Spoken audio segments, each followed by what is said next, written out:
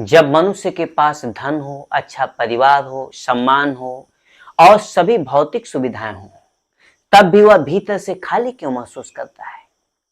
इसका कारण है कि मनुष्य की आत्मा अनंत की खोज में रहती है। सीमित वस्तुएं उसकी असीमित प्यास को कभी नहीं बुझा सकती।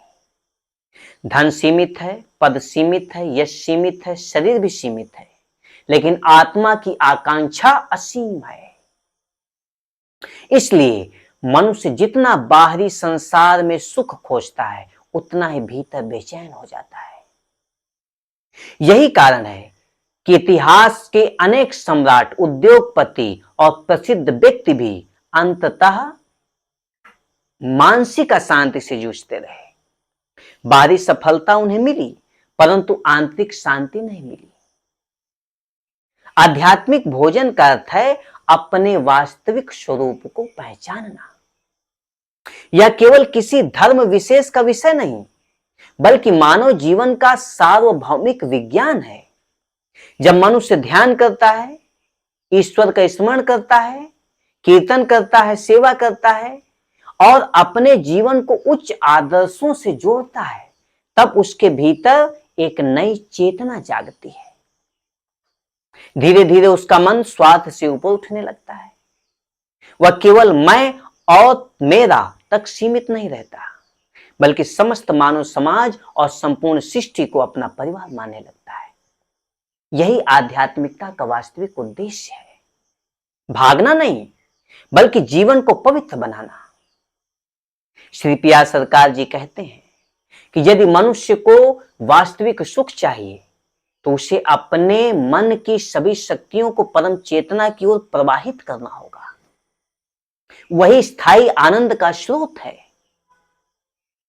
आज संसार में विज्ञान का विकास हुआ, लेकिन यदि उसके साथ आध्यात्मिकता ना हो, तो वही विज्ञान विनाश का कारण बन सकता है।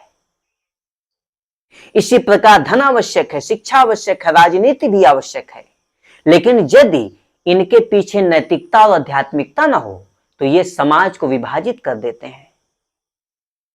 नव मानवतावाद हमें सिखाता है कि जीवन का प्रत्येक कार्य, शिक्षा, अर्थव्यवस्था, राजनीति और समाज मानवता तथा आध्यात्मिक मूल्यों पर आधारित होना चाहिए। जब मनुष्य अपने भीतर की दिव्यता को पहचानने लगता है, तब उसका जीवन केवल व्यक्तिगत सफलता तक सीमित नहीं रहता, वह समाज के कल्याण का माध्यम बन जाता है।